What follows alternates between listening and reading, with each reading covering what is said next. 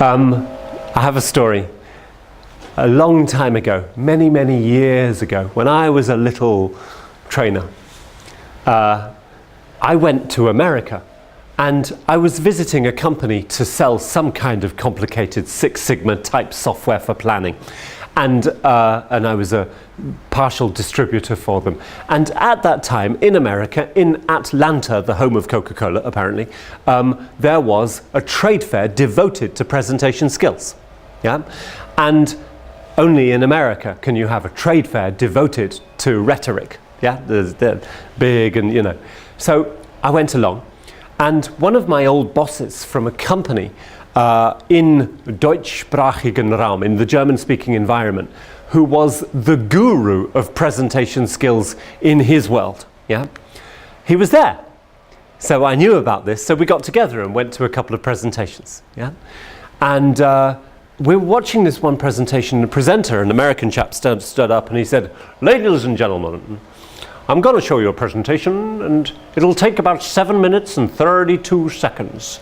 So I would ask you to wait until the end of my presentation before you give me your questions." Yeah? And then he walked towards his laptop. Yeah? And you have to imagine this is happening in slow motion.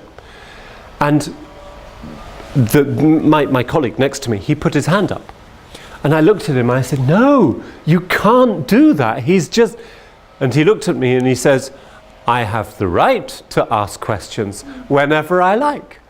And then I said, you know, this guy's like, you know, 65. He's a captain of industry, a very respectable person, and he's behaving like a 5-year-old. Yeah?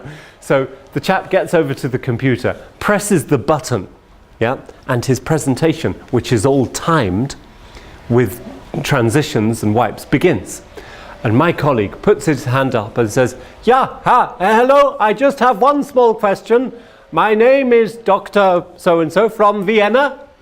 And the chap is on stage going, no, not yet. But it's too late. His presentation has already started. He has to go back to it and stop. And he says, "Yes, what do you want?" And my colleague says, "Why can I not ask questions?"